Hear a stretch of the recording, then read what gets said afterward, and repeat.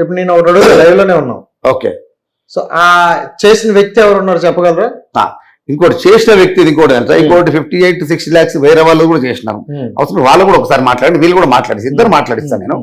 నేను నా ఫోన్ మాట్లాడించండి, నా ఫోన్లోకి వెళ్ళి మాట్లాడగలను చేస్తాను. ఏంటంటే ఇప్పుడు మీ ఫోన్ లో నుండి చేస్తే మీరు ఎలాగైనా పాజిటివ్ అని చెప్పుకుంటారు. ఎవరో తెలియదు, నాకు ఒకసారి నెంబర్ ఇవ్వండి, మాట్లాడండి. పర్లేదు. అట్లా ఇప్పటి వరకు నా లైఫ్ లో నేను ఎప్పుడు కూడా ఇట్లా లైవ్ లో ఇట్లాంటి పని చేయలేదు. ఎందుకు అంటే వాస్తవాలు కొన్ని జనాలకు తెలియాలి. నిజంగా లల్లన్న ఎలాంటి వ్యక్తి, లల్లన్న మంచి వ్యక్తియా కాదా, ఏంది ఏం సంగతి వాళ్ళకు కూడా ఒక ఐడియా ఉండాలి. కాబట్టి నా గురించి తప్పు కంటోళ్ళు అనుకునేటోళ్లకు ఇది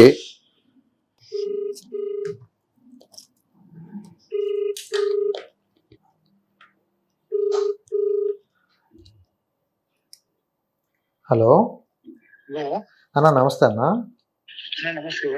నా పేరు రాజేష్ అన్న. యాక్చువల్లీ జితేంద్ర అన్న మీరు? ఏం లేదన్నా, మాకు చిన్న ప్రాబ్లం ఒకటి ఉందన్న. యాక్చువల్లీ ల్యాండ్ సెటిల్మెంట్ది. అయితే దాని గురించి మేము ఎవరి దగ్గరికి వెళ్దాం ఏంటి అని అడుగుతుంటే ఒక వ్యక్తి ఇలా లాలాపేటలలో అన్న దగ్గరికి ఒక మనకు తెలిసిన వాళ్ళు వెళ్ళారు. జితేంద్ర అనే ఒక అబ్బాయి, వాళ్ళకి బాగానే న్యాయం జరిగింది అని అన్నారు అనమాట. నిజమే అన్నది అంటే దాని గురించి ఒకసారి ఏమైనా చెప్పగలరన్నా? ఉన్నది వాస్తవంలో ఉన్నది చెప్తాను. ఓకే ఓకే అన్న. యాక్చువల్గా అయితే అన్న కూడా మాకు డైరెక్ట్ కాకుండా ఒక వేరే వాళ్ళ త్రూ నుంచి మాకు పరిచయం అన్న. Okay okay. అది యాక్చువల్ గా ఎట్లా అంటే వేరే వాళ్ళకి కూడా కొంచెం న్యాయం జరిగింది వాళ్ళ దగ్గర. ఓకే. జరిగితే మాకు ఇట్లా జరిగింది ఇది ఇట్లా అంటే అన్న పలానా మల్లన్న దగ్గరికి వెళ్ళాను అలా పెట్టు తన క్యారీపై చేశాడు మొత్తం అని చెప్పారు అన్నారు. అంటే పేద వాళ్ళకి కొంచెం ఎక్కువ ఇది ఇస్తాడు. కాదన్నా అన్న మాకు మా ప్రాబ్లం ఏంటన్నా అంటే ఎవరి దగ్గరికి వెళ్దు అంటే వాళ్ళు ఏంటంటే మనం అమౌంట్ ఎంత అయితే అంత సగం తీసుకుంటారు అంటారు. ఇప్పుడు నాకు ఒక 6 లక్షలు ఒకరు ఇవ్వాలన్నా, అయితే వెళ్తే 3 లక్షలు వాళ్ళు తీసేసుకుంటారు, 3 లక్షలు ఇప్పిస్తారు అని అంటారు అనమాట. సో ఇలా ఏమైనా మధ్యలో ఉండి తీసుకోవడం ఉంటుందన్నా? మాకు అటువంటి ఏం లేదన్నా. అన్న దగ్గరికి వస్తే మాకు సెటిల్మెంట్ క్లారిటీగా అయింది. నాకు వస్తే ఏంటంటే యాక్చువల్ గా అతను మాకు ఒకరు 40 lakhs ఇస్తే 1 CR ఇస్తా అని చెప్పి ఒకరు మోసం చేసేసారు. ఓకే, 40 lakhs ఇస్తే 1 CR ఇస్తారని చెప్పి మాకు మోసం చేశాడు. Okay okay. మా వాళ్ళు పెట్టేశారు లేడీస్. ఓకే. పెడితే ఇక మేము చాలా దగ్గర తిరిగినాం, మా ఇంటికి తిరిగినాం, మాకు వాడు దొరకలేడు, ఫోన్ నెంబర్ బ్లాక్ చేసేసాడు, చాలా చేసేసాడు. మేము ఎక్కిపోయినాడు. దాని తర్వాత ఇట్లా చెప్తే అన్న అప్రోచ్ అయినాం. మేము అన్నను అప్రోచ్ అయ్యి మొత్తం డీటెయిల్స్ అవన్నీ స్టేట్మెంట్స్ ఇవన్నీ చూపెట్టాం. మేము చూపెడితే అన్న సరే ఎక్కడ ఉంటాడు వాడు అంటే ఫలానా ప్లేస్ అని చెప్పినాం అన్న. అంటే సరే అని అన్న సరే వెళ్దామా రేపు ఒకసారి రండి ఆఫీస్కి అని చెప్తే ఆఫీస్కి వచ్చినాము. ఆఫీస్కి వస్తే అన్న పిల్లలు ఉన్నారు, నెంబర్ మేము వెళ్ళాము, ఇల్లు చూపెట్టినాం. ఇల్లు చూపెడితే ఆ రోజు లేడు. నెక్స్ట్ డే అన్ననే వెళ్ళాడు,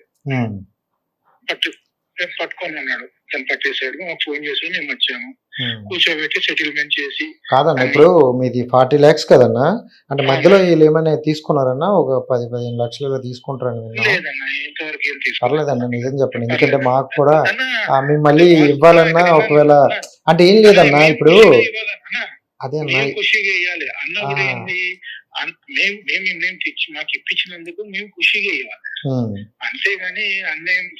అంటే కొంతమంది ఏమన్నారంటన్నా, ఇలా వెళ్ళిన తర్వాత మీరు వాళ్ళు డిమాండ్ చేస్తారు, ఇవ్వకపోతే మళ్ళీ మీ మీద కూడా కొంచెం ఇలా రుబాబు చేస్తారు అని అన్నారనమాట. అందుకని ఒకసారి వెళ్లే ముందే ఇంతకు ముందు ఎవరైనా హెల్ప్ చేసిన వాళ్ళు ఉంటారు కదా, వాళ్ళని అడిగి తెలుసుకుందాం అని. అంటే మనకి ఇప్పుడు ఏంటంటే మీలాగా 40 లక్షలు కాకపోయినా మాకు ఒక 6 లక్షలైనా మాకు అదే ఎక్కువ కదన్నా, అందుకని. లేదన్న, మాకైతే సగం అమౌంట్ ఇప్పించాడు, ఇంకో కొంచెం అమౌంట్ ఉన్నది, అది మాకు ఈ నెలలో ఇస్తా అని చెప్పి అతను ఒప్పుకున్నాడు. అదేం లేదు, అన్న దగ్గర పోయినప్పుడు మాకు సక్సెస్ఫుల్ గా అయింది. ఎందుకంటే మాకు మేము అన్నకు ఖుషిగా ఇచ్చేసేది. సరే అన్న, ఇది అన్న సరే ఒక్క నిమిషం ఆగండి, మీరు చెప్పింది అయిపోయింది, నేను ఒక్కసారి చెప్తాను వినండి. అంటే ఫస్ట్ ఆఫ్ ఆల్ ఇవన్నీ చెప్పిన థ్యాంక్ యూ సో మచ్ అన్న. ఇప్పుడు ఏంటంటే నా పేరు యాంకర్ రాజేష్ అన్న. అయ్యో అన్న, నేను యాక్చువల్లీ అన్న దగ్గరే ఉన్నాను, ఇంటర్వ్యూ చేస్తున్నా యాక్చువల్లీ. ఓకే సో మీరు ఇలా చేస్తారంటే సెటిల్మెంట్ ఎంత తీసుకుంటారు ఏంటి అని అడిగితే నేను రీసెంట్గా ఒకరికి చేశాను, ఎంత తీసుకున్నా మీరే అడగండి వాళ్ళు ఏం చెప్తారు అన్నారన్న. నిజంగా అంటే అన్న ఏం చెప్పారు యాజ్ టీజీ మీరు అదే చెప్తున్నారు.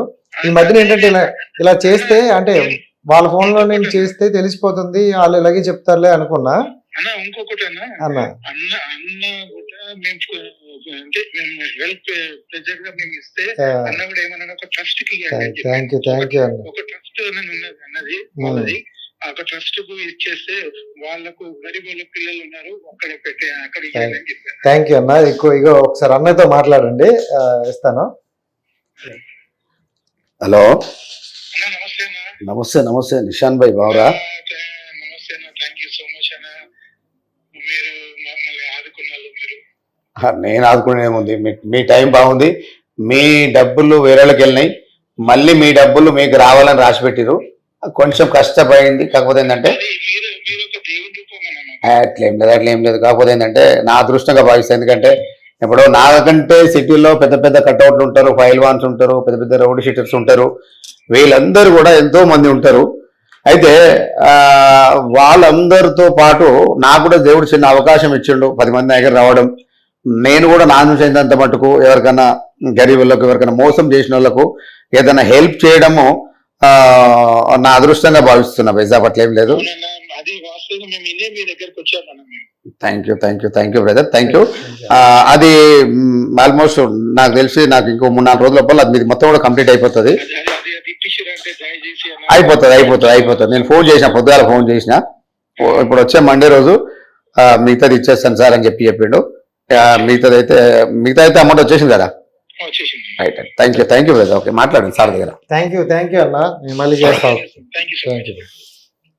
సూపర్ అన్న. అంటే నేనైతే నిజంగా చెప్తున్నా, కొన్ని నమ్మలేదు, ఇక్కడికి వచ్చిన వరకు కొన్ని నమ్మలేదు. అంటే అందరూ అలాగే అంటారు, మేము చేస్తామంటారు, ఫైనల్గా వచ్చేసరికి వాళ్ళకి కావాల్సింది వాళ్ళు తీసుకుంటారు అన్నారు. అలా ఇప్పుడు నువ్వు అంటే లైవ్ కాల్లో చూపించారు కాబట్టి నాకు నమ్మకం వచ్చింది. బట్ మనకు తెలిసిన ఒక వ్యక్తి ఉన్నారన్న, ఆయనకి ఏంటంటే వాళ్ళ ఇంటి పక్కన వాళ్ళు 40 సంవత్సరాలు 30 సంవత్సరాల నుండి ఉంటారంట.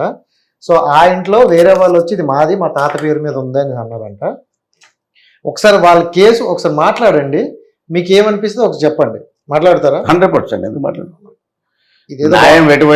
లాస్ట్ టైం కూడా నేను ఒక ఇంటర్వ్యూ చేశానన్న. ఒక ఇంటర్వ్యూలో ఒక వ్యక్తికి ఒక 2 lakhs ఇవ్వాలంటే నేను మాట్లాడా, లైవ్లో ఇచ్చేసరికి నెక్స్ట్ డేనే వాళ్ళు క్లియర్ అయిపోయి. నిజంగా అది చాలా మంది చూసి ఇది ఫేకా రియలా అన్నారు. వాళ్ళందరికీ ఏమో కానీ వచ్చినోడికి న్యాయం అయితే జరిగింది. సో అందుకే మీరు ఈ టైంలో నాకు కరెక్ట్గా దొరికారు, కలిశారు కాబట్టి నేను ఒకసారి చేస్తాను. ఓకేనా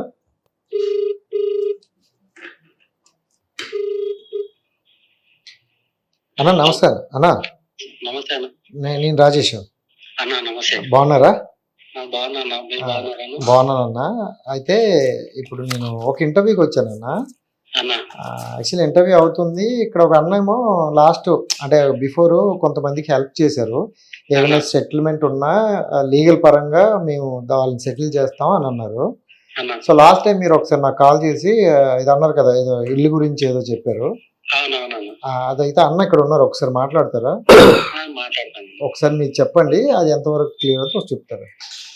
ఇవ్వండి. హాయ్ బ్రదర్, చెప్పండి బ్రదర్. నమస్తే బ్రదర్, బావురా? బాగున్నా. మీరు బాగున్నారా? Fine brother. మనది ఒకటి ఇల్లు ఉన్నదన్న. ఓకే. అయితే మా తాతల పేరు మీద ఉన్నదన్న అది. ఓకే. అయితే వేరే వాళ్ళు కూడా వాళ్ళ తాత పేరు మీద ఉన్నదని వాళ్ళు కూడా డాక్యుమెంట్ తీసుకొని వచ్చారన్న. ఓకే. ఇప్పుడు ప్రజెంట్ గా మాకు అక్కడ ఉండనిస్తలేరు. ఓకే. మాకు కొంచెం న్యాయం చేయాలన్న అది దాని గురించి. ఇది ఎక్కడ వస్తుంది వైసా ప్రాపర్టీ మీది? ఇది మాది ఓల్డ్ సిటీ అన్న. ఎన్ని గజాలు ఇది? ఇది 200 yards ఉంటది అన్న. ఓకే. అందులో ఇల్లు ఉందా?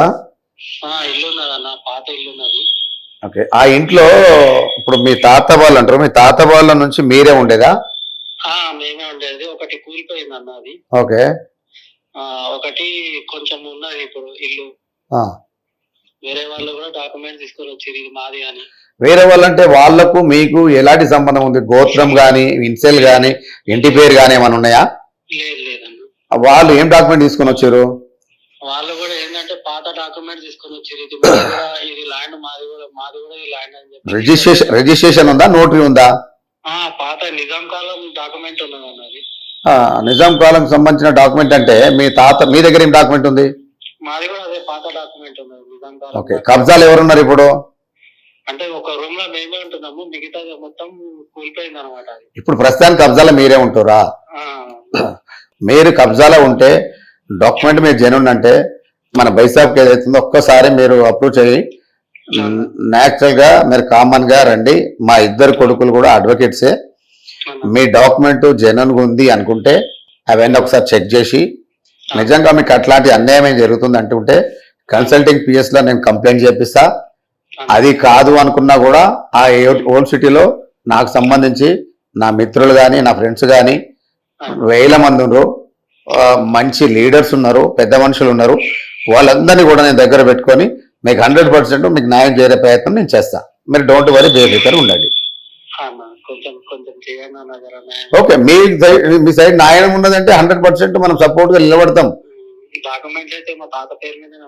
సంతోషం. మీరు వాళ్ళు తాత కంటే మీరు మన్మన్లా కాదా ఇవన్నీ కూడా మీరు ఒకసారి నేను కూడా నిర్ధారించుకోవాలి కదా. అంటే మీ దగ్గర ఏమైనా ప్రూఫ్స్ అవన్నీ ఉంటే కూడా మీరు ఏమైనా ఉంటే తీసుకొని రండి. అంటే ఎవరో వస్తున్నారంట, కొంచెం ఖాళీ చేయరా అది? మీరేం ఖాళీ చేయొద్దు, ఇంట్లోనే ఉండాలి. రెండో నేను ఒకటి చెప్తున్నా ఏంటంటే ఫస్ట్ మీరు ఏం చేస్తారంటే మిమ్మల్ని ఎవరైతే భయభ్రాంత గురి చేస్తారో, మీ ఆ ఇంట్లో కబ్జా అన్నారు కదా, మీరు కన్సల్టింగ్ పిఎస్ లో పోయి ఫస్ట్ ఒక కంప్లైంట్ చేయండి. సార్ ఇట్లా మేము ఇంట్లో ఉంటున్నాం, ఇది మా తాత ప్రాపర్టీ, ఎవరో వేరే వాళ్ళు తెలియని వ్యక్తులు వచ్చేసి ఈ ప్రాపర్టీ మాది, మీరు కాల్ చేయమంటారు అని చెప్పేసి మమ్మల్ని డిస్టర్బ్ పెడతారు సార్, కొంచెం దయచేసి మాకు న్యాయం చేయండి సార్, మాకు కొంచెం సెక్యూరిటీ ఇవ్వండి, వాళ్ళు మమ్మల్ని భయభ్రాంత గురి చేస్తారని చెప్పేసి ఒక కంప్లైంట్ రాసియండి. ఏదైనా న్యూసెన్స్ అనుకున్నప్పుడు అప్పుడు చట్టం ఎవరు చుట్టం కాదు, లా అండ్ ఆర్డర్ ఉంది తెలంగాణ రాష్ట్రంలో. ఎలాంటి మీరు వరి అవసరం లేదు. అంతకంటే ఇంకెక్కువ ఏమన్నా డిస్టర్బ్ అనిపిస్తే నా నంబర్ కూడా నేను ఇస్తా తమ్ముడు దగ్గర నంబర్ తీసుకొని ఎవరైనా వస్తే నాకు ఒకసారి వాళ్ళ దగ్గర నాకు దగ్గర డైరెక్ట్ కాంటాక్ట్ మాట్లాడండి, నేను మాట్లాడతా, ఏం వరి కాకండి. ఓకే ఓకే అన్న, నేను నెంబర్ షేర్ చేస్తా. మీరు ఏదైనా ప్రాబ్లం అయితే ఒకసారి కాంటాక్ట్ అవ్వండి. ఫ్రీ టైం వచ్చి ఒకసారి కలిసి మాట్లాడండి అన్న. ఓకేనా? సరే అన్న, bye. Thank you so much అన్న.